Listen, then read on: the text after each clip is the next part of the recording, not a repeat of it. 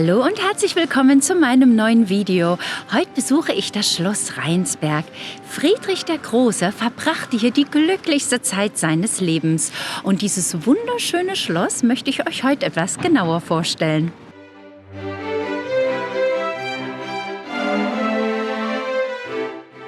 An der Stelle des heutigen Schlosses befand sich bereits im 13. Jahrhundert eine Wasserburg, die zum Schutz der nördlichen Mark Brandenburg diente. Nach mehrmaligem Besitzerwechsel war ein Renaissance-Schloss entstanden, das König Friedrich Wilhelm I. im März 1734 als Residenz für seinen ältesten Sohn, den Kronprinzen Friedrich, erwarb. In den Jahren bis 1740 ließ Friedrich das Schloss von den Baumeistern Johann Gottfried Kemmeter und Georg Wenceslaus von Knobelsdorf ausbauen. Die Renaissanceanlage wurde zu einer Dreiflügelanlage mit abschließenden Rundtürmen und einer verbindenden Kolonnade zur Seeseite erweitert.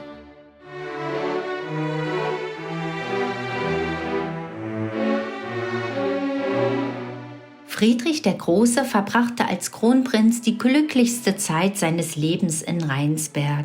Friedrich, der Schöngeist, der Philosoph und Flötenspieler, der so gar nichts mit der Disziplin, Sparsamkeit und Gefühlskälte seines Vaters anfangen konnte, blühte auf. Und mit ihm das ganze Schloss. Es war seine Probierstube, wo er innovative Gestaltungsideen entwickelte, um sie später in Sanssouci mit großer Meisterschaft zu vollenden. Sein jüngerer Bruder, Prinz Heinrich von Preußen, schuf hier anschließend einen bedeutenden Musenhof und prägte nachhaltig Schloss und Garten im Stil des frühen Klassizismus. Anstelle des Treppenaufgangs aus der Kronprinzenzeit Friedrichs wurde nach einem Entwurf des Architekten Karl Gotthard Langhans das repräsentative zweiläufige Treppenhaus geschaffen.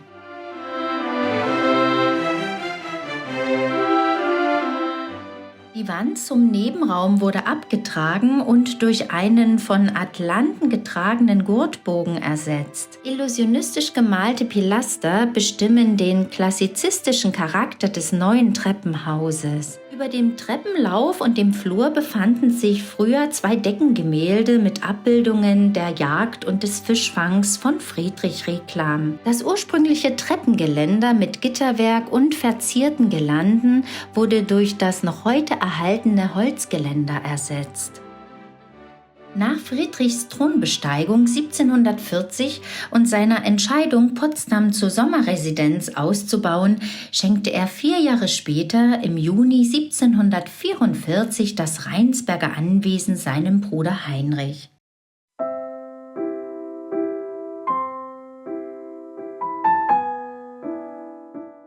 Der Vorsaal oder auch Kleines Saal gehört zu den 5 unverändert gebliebenen Schlossräumen aus der Zeit des Kronprinzen Friedrich. Über das Treppenhaus und den Vorsaal betrat der Besucher den Teil des südlichen Schlossflügels, in dem sich die Wohnung der Kronprinzessin Elisabeth Christine befand. Das Bild zeigt Friedrich und Heinrichs Mutter Sophie Dorothea von Hannover.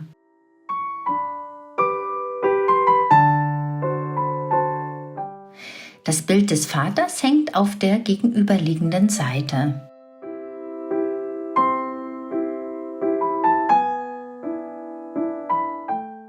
Das Deckenbild Mars und Venus wurde von Anton Pesne geschaffen und bestimmt die thematische Gestaltung des Saales.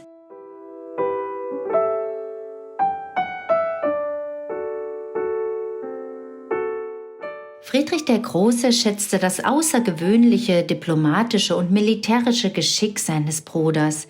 Kaum ein anderer preußischer Prinz ist bei seinen Besuchen an europäischen Fürstenhöfen mit so großen Ehren empfangen und überhäuft worden. Nur durch den Einspruch Friedrichs blieb dem Prinzen Heinrich zweimal die Annahme der polnischen Königskrone verwehrt. Ohne Eine eigene Hofhaltung, die einem preußischen Prinzen erst nach seiner Vermählung zustand, durfte Heinrich zunächst noch nicht ständig in Rheinsberg wohnen. Doch schon als neuer Schlossherr empfing er im Juli 1746 seinen königlichen Bruder, seine Mutter Sophie Dorothea und seine Schwester Prinzessin Amalie zu einem kurzen Aufenthalt in Rheinsberg.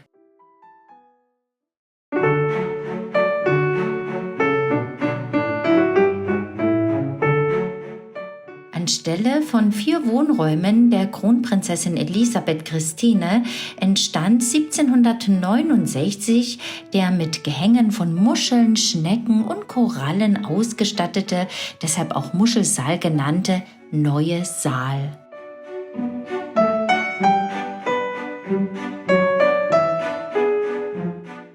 Die Konsoltische vor den verspiegelten Fensterpfeilern sowie der Kaminschirm sind ein seltenes Originalbeispiel für die ursprünglich reiche Möblierung der Wohnräume. Der Muschelsaal ist ein außerordentliches frühes Zeugnis der Übergangsphase vom Rokoko zum Frühklassizismus in Brandenburg. Im Unterschied zu den Ornamentmotiven der Decke wirken die reduzierten Dekorationsformen an den Wänden, insbesondere mit den lorbeerkranzartig gerahmten rechteckigen und ovalen Flachreliefs mit Puttenszenen moderner.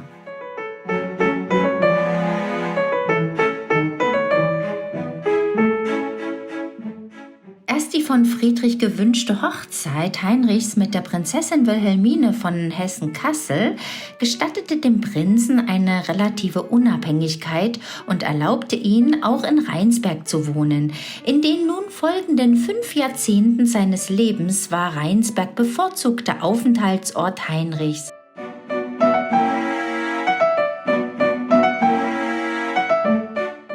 Die Schlafkammer des Prinzen Heinrich entstand um 1786 durch die Zusammenlegung zweier kleinerer Kabinette aus kronprinzlicher Zeit. Bestimmend für den Raumeindruck ist die auffällige textile Wandbespannung aus einem Seidengewebe mit blauem Grund.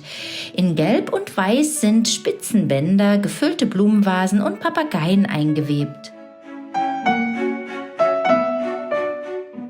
Die Liebe zur französischen Kultur und Lebensweise teilte der Prinz mit seinem königlichen Bruder ebenso wie zur Bau- und Gartenkunst, zur Literatur, zur Musik und zum Theater.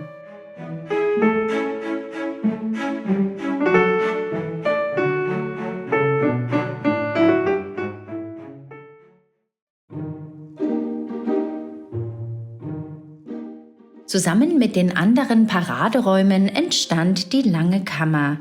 Die ursprüngliche kronprinzliche Goldene Kammer erfuhr eine Erweiterung um eine Fensterachse nach Osten.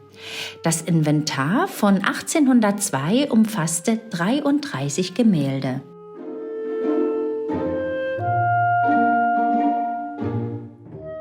Auf seiner nach außen privat und familiär wirkenden Reise nach Schweden hatte Prinz Heinrich vorrangig eine diplomatische Aufgabe zu erfüllen. Friedrich II. Schickte den Bruder nach Stockholm, um dort auf ihre Schwester Luise Ulrike, die seit 1744 mit dem späteren schwedischen König Adolf Fredrik verheiratet war, im Sinne der russisch-preußischen Bündnis- und Außenpolitik Einfluss zu nehmen. Luise Ulrike war dennoch über den Besuch Heinrichs hoch erfreut, hatte sie doch seit über 20 Jahren keines ihrer Geschwister mehr gesehen.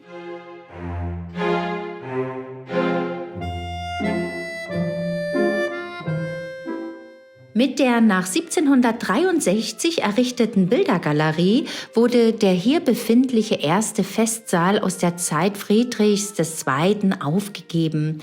Aus dem ehemaligen Spiegelsaal der Kronprinzenwohnung wurde lediglich der Kamin übernommen. Aus dieser Neugestaltung haben sich die Wandtäfelung und Teile des Tafelparketts erhalten. 1802 zählte man allein in diesem Raum 50 Gemälde. Ankäufe und Dauerleihgaben führten wieder 8 Gemälde aus der Sammlung des Prinzen Heinrich in den Bestand der Bildergalerie zurück.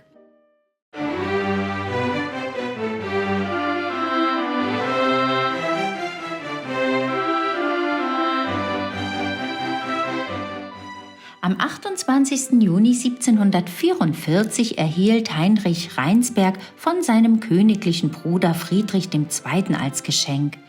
Ostern 1745 durfte der neue Hausherr seine Mutter, die Königin Witwe Sophia Dorothea, und seine Schwester Amalie auf seiner neuen Residenz empfangen. Auch Friedrich II. Konnte Heinrich in den beiden Folgejahren in Rheinsberg begrüßen. Vermutlich genoss der Prinz und seine Gäste die bis dahin kurzweiligen Aufenthalte im Schloss, insbesondere auch im erst 1740 vollendeten Spiegelsaal. Der lichtdurchflutete Raum, dessen Wirkung noch durch die vielfache Brechung des Lichtes auf der Wasseroberfläche des Grienerichsees gesteigert wird, hinterließen beim Prinzen Heinrich ohne Zweifel ähnliche Empfindungen wie beim kronprinzlichen Bauherren, der von diesem märkischen Raumwunder auch in seinen anderen Residenzen nicht mehr lassen konnte. Heinrich ließ in 50 Jahren fast alle Schlossräume umgestalten. Der Spiegelsaal mit Vorkammer und dem Bacchuskabinett blieb bis 1802 aber unverändert. Der Spiegelsaal blieb bis zum Tode des Prinzen das festlich-konzertante Zentrum der Residenz.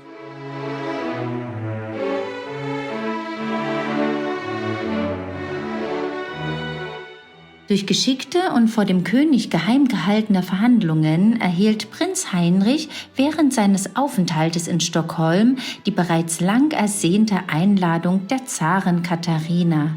Anfang Oktober traf Heinrich in St. Petersburg ein.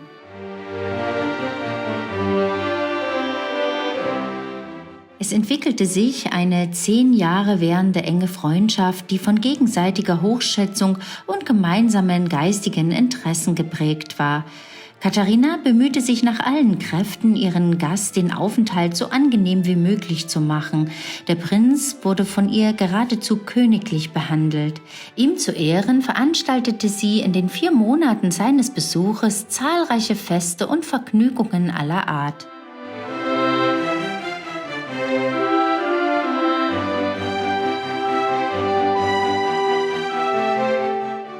Daneben gelang es Heinrich, auch seiner diplomatischen Mission, der Versöhnung Russlands mit Schweden gerecht zu werden und im Auftrag Friedrichs II. Mit Katharina über einen Frieden mit der Türkei oder über die polnische Politik zu diskutieren. Reich beschenkt mit kostbaren Kunstwerken kehrte Heinrich nach Rheinsberg zurück.